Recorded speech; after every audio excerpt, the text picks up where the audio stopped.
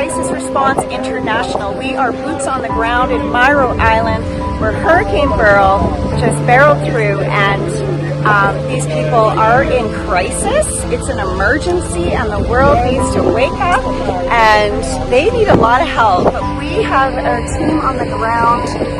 We are doing trauma support. We are praying for people. We are giving out lots of headlamps. We're giving out power banks. We're here at the distribution center, and we are pouring love on people here and giving them much needed